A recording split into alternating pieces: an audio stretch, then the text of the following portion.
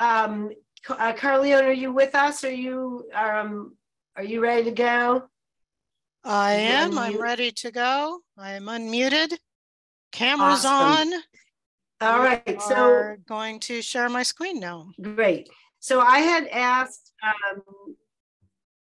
great. And I had asked Carleone a while back to present, because as I think a lot of you know, a lot of us started with looking at wildfire partners in Colorado, and what do they have that we don't have, and why isn't it here? And a lot of people said, oh, you got to talk to this woman, Carleone Safford. She's up there in Sonoma, and she is pushing a county supported version, as it were. And so I'm really, really happy to have you with us. Take it away. Yeah. Hi, everybody, and thanks for this opportunity. I'm going to talk a little bit today about the programs that Permit Sonoma has going in our wildfire risk reduction programs, and kind of describe some of the stuff that we have rolling along. My name's Carleone Safford. I currently work for Permit Sonoma in the Fire Prevention Division, but I've been working simultaneously at the county and for the Countywide Fire Safe Council, Fire Safe Sonoma, for more than 20 years in this space, spanning decades of, oh, that doesn't happen here in Sonoma County, to after 17. Boy, howdy, it does happen here, which has been a really amazing progression as we've moved from a place that was largely spared from large damaging wildfires to a county where we've had more than our fair share. So what it comes down to is this. To reduce risk in our communities, we basically have two tools, right?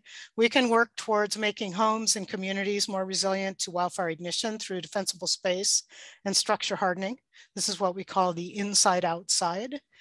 And we can work towards reducing wildland fuels, thus wildfire intensity and spread into abutting communities. In an ideal world, we should do both simultaneously. And this is the goal we've been working towards at Permit Sonoma. And I'll be describing some of the grant projects that we have in place that describe this progression. So the first one is the SoCo Adapts, or Wildfire Adapted Sonoma County project. This is part of a hazard mitigation grant program from from FEMA, which we wrote immediately after the 2017 wildfires. Wildfire Adapted Sonoma County is they're phased grants. There are actually two of them. I'm not going into gory detail, but phase one in these projects is where we're doing defensible space and assessments, structure hardening assessments, environmental review and planning in the areas which you can see on this map. The purple areas are part of the first grant we wrote, and the teal, which we're just getting started with now, are in our second grant program areas.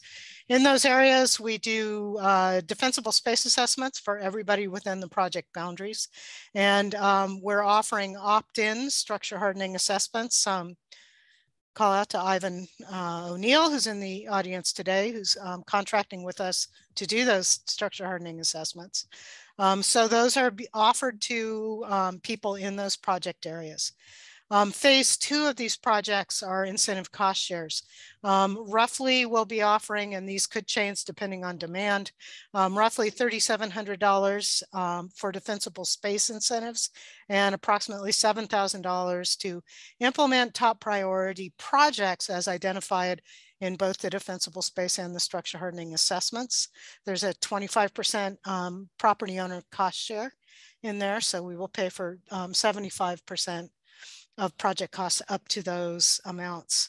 We're just now moving into the very early phases of working with FEMA and Cal OES on the compliance to not only NEPA, these are federal dollars, but also CEQA, which I think is going to prove to be a very complicated part of the process.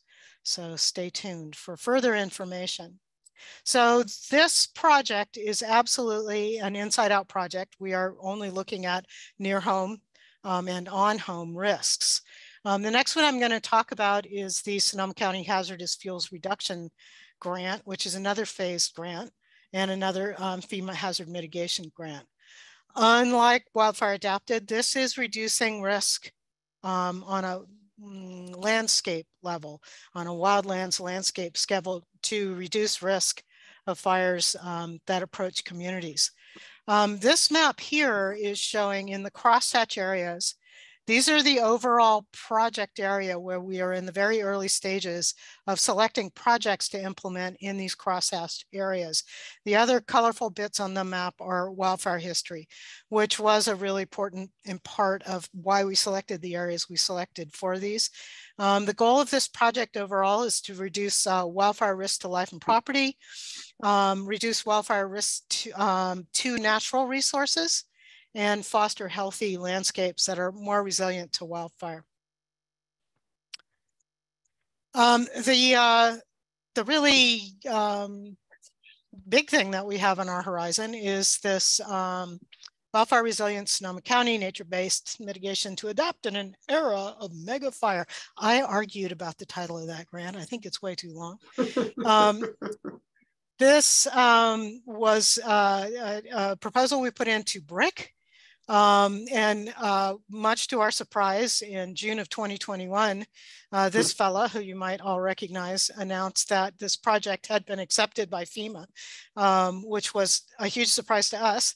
And in fact, it was just accepted by FEMA last week. We just got a official award for that. The Wildfire Resilient Sonoma County project represents one of the only 2 wildfire resiliency grant projects that have been funded to date through the BRIC program nationally, and we're pretty excited about it. What it does is that we're really trying to get that dual approach in one chewing gum with this by doing both the outside in and the inside out simultaneously in 3 project areas across the county. And I'll show you a map in a minute. So we're doing both the structure hardening and creating those buffers in homes.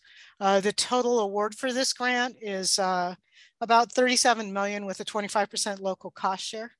The goal really is to use best available science to really help us plan for how do we do this? How do we really get behind making entire communities resilient to wildfire? We've had a lot of large-scale structure loss in Sonoma County. That is a tough fight. How do we really make this happen on a community scale? So we're wanting to bring in the best available science from all over, from IBHS, from everywhere, to really help us make those determinations about how do we do this. We'll be providing those structure hardening and defensible space assessments for all the properties in the project areas, and then providing incentives for implementation for near home, and working on those landscape scale vegetation management areas in the areas that surround our 3 project areas. Those project areas look like this. Sorry, these aren't very bright. The yellow on the map represents the sort of wildlands strategies that we'll be undertaking, with the blue areas being near home and defensible space.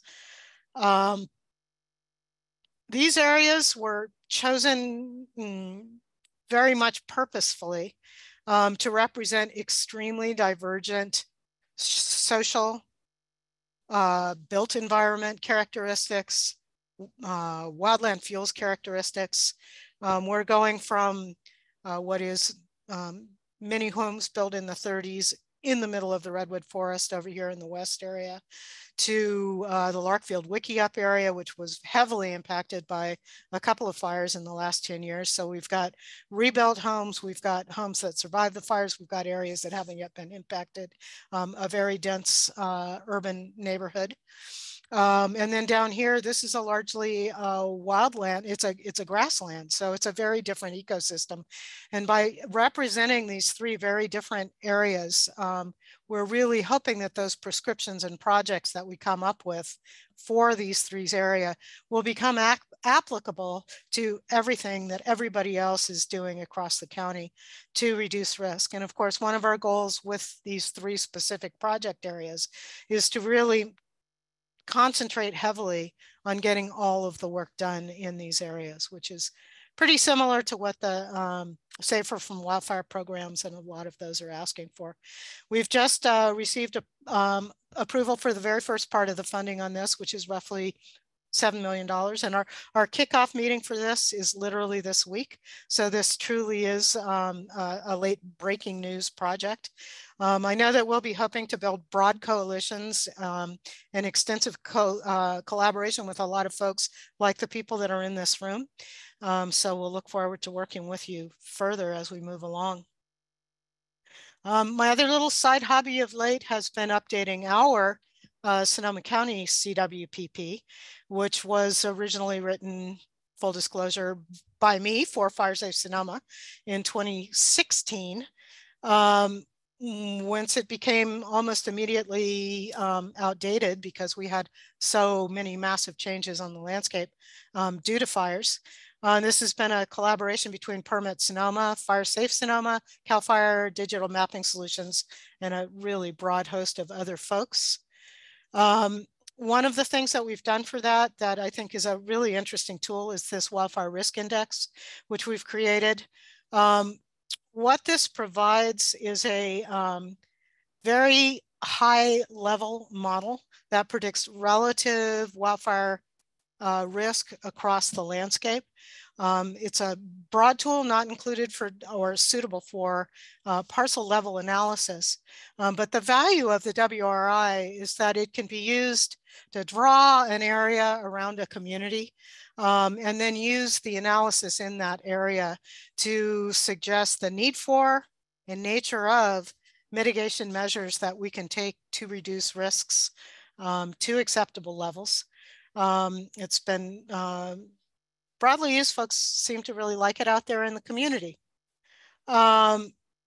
This is the Wildfire Risk Index and also our project entry portal, which we're currently working desperately on updating this hub site that you see represented here. What we're wanting to use this project entry list for is to finally come up with a really broad map of what people are looking to do across the county so that we can make these planning decisions in a way that considers both the needs and desires of the community, as well as the needs and desires of the agencies who are doing work there.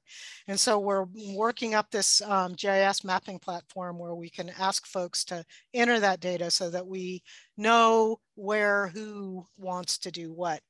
And all of these things are on our CWPP hub site. So 2017 through 2020, fires burned more than 300 acres in Sonoma County, destroyed nearly 7,000 structures and killed 24 people. I'm pretty proud of the work that Permit Sonoma, Fire Safe Sonoma, and groups across the county have been making since that time to create projects that holistically address risk at the community and wildlife scales. And the projects that we have, which are represented on this map, we're beginning to get a large swath of the county represented with active funding. So we're pretty proud of that. We hope many of these projects are scalable and we'll be moving them down the road in the future. So we're doing the best that in the county. And that's our core team makeup. Includes 2 divisions within Permit Sonoma. Fire prevention, my boss, the County Fire Marshal, Steve Machursik, and John Mack from Natural Resources. That is that.